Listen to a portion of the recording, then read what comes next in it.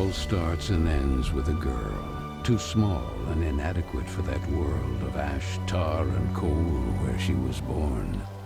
When her mother died suddenly, the little girl, with only the company of a stuffed friend she would soon forget, found herself all alone on an icy bench, waiting for the carriage that would take her to the austere Bunny Hall.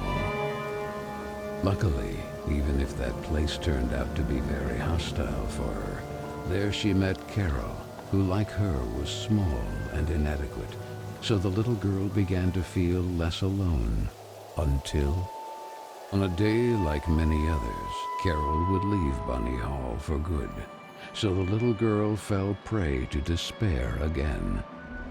After all, in a world made of ash, tar, and coal, furiously ticking away like a crazed clock, what can a little girl do all by herself?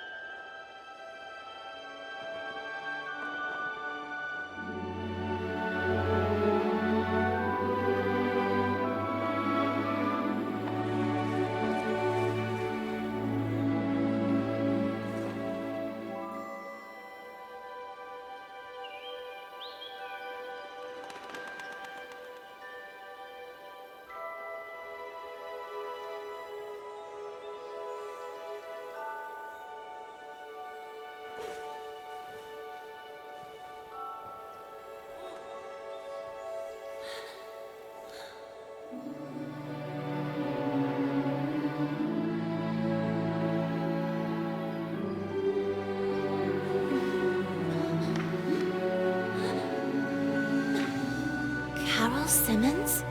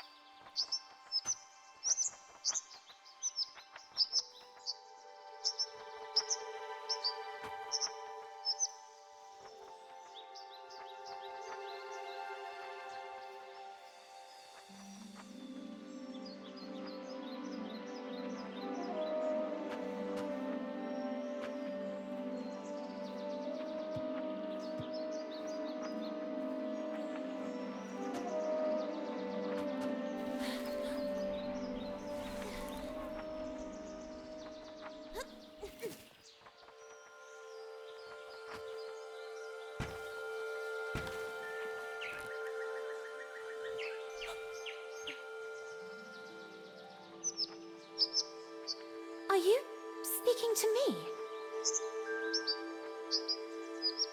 Princess?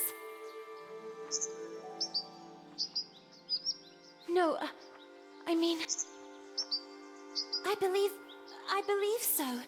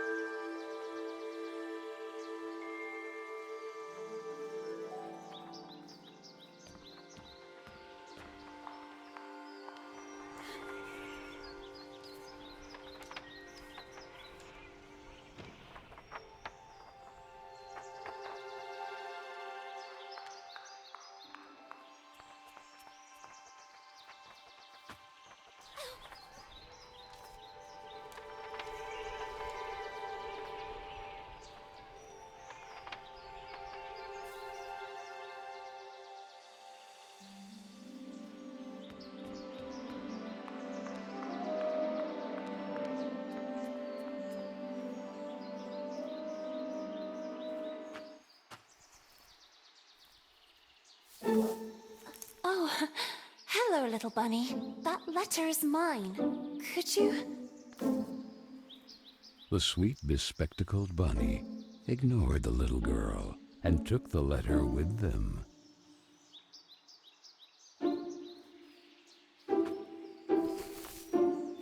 I beg you, would you be so kind as to give it back to me? The little girl began to get impatient.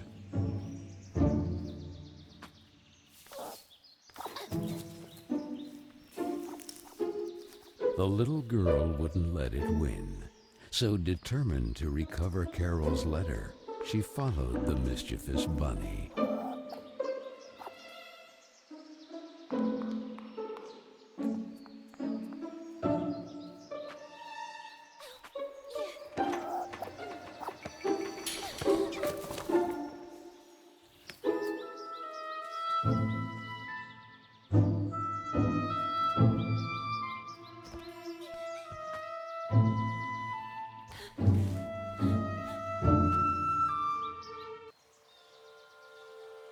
What place is this?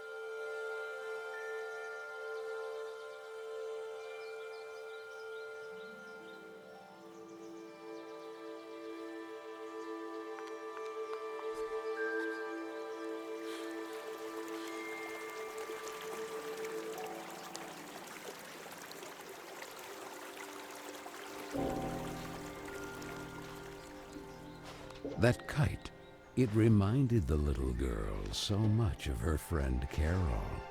So free and graceful, yet tormented, as if by adverse currents, by the other girls at Bunny Hall.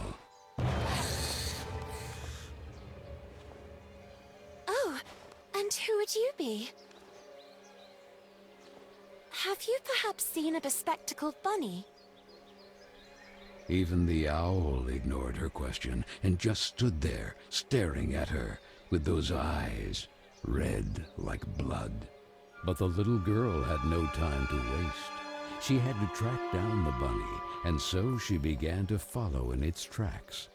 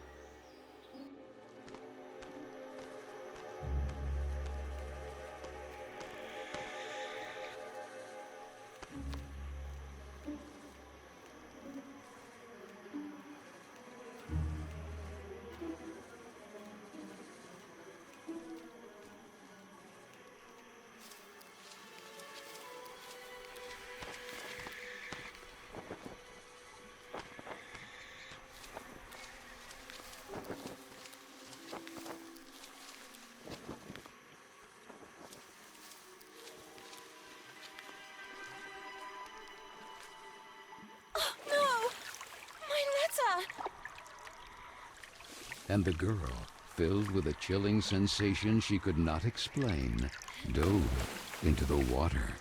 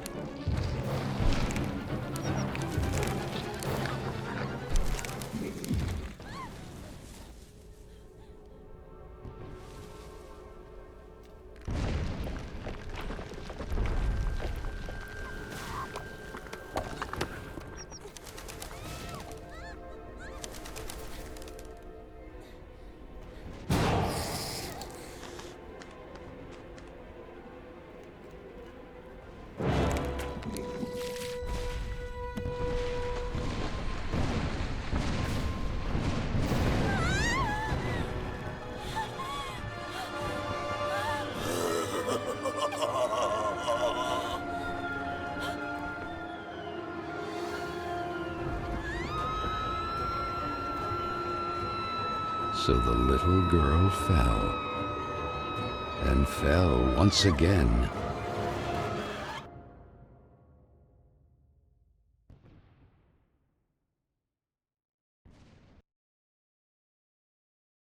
And while the man with the tar hat stood grinning, her thoughts drifted to that mysterious figure in the window of Bunny Hall, who silently stood watching her as she was swallowed up in her abyss. And this is how our story begins. A letter, a roar, then a daring plunge, and a little girl, too small and inadequate for that world of ash, tar, and cold of which she was a part. Miss Benton, I am pleased to note that my voice is so soft that it encourages restful sleep in class. Would you be so kind as to share your wisdom on today's topic with your fellow classmates? There was a man made of tar, an owl, and a bunny with glasses. Such impertinence. Home economics, ladies' etiquette. Chapter 9. Be always beautiful, perfumed, and impeccable. All of you young women of today are privileged to witness the deeds of the great men of your era. The grand discoveries, the phenomenon of industrialization, progress. Soon you will be wives and then mothers of great men who will go down in history. And you, Miss Benton, make fun of it.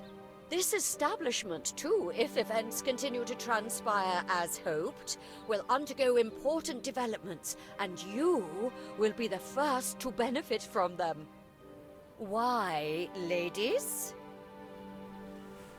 A portion of Bunny Hall was conceded to a corporate collective in order to form a small branch, thereby taking advantage of the area's greatest resource, rabbits. This will not only bring new luster to the estate in this region, but also new jobs.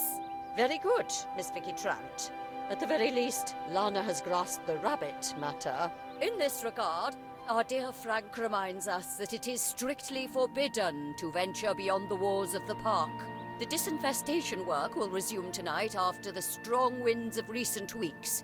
Remember, not to be overwhelmed by the explosions. It's all perfectly normal. The soil is blasted with charges and the rabbits forced out of their burrows. Who did it? Lana! Miss Benton! I'm weary of you, miss. Ungrateful, arrogant troublemaker. Why is it so difficult for you to behave like all the others?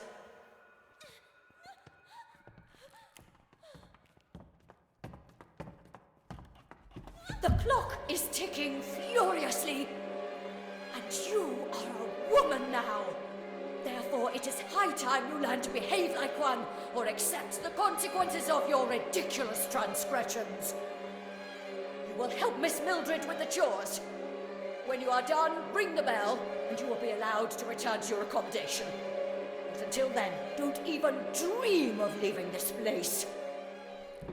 This, for the little girl, was now the norm. Targeted by Vicky and the other girls, or simply scolded by the matrons of Bunny Hall. Like Miss Hinman and her nauseating perfume. She constantly repeated herself sadly, "No, I don't want to grow up.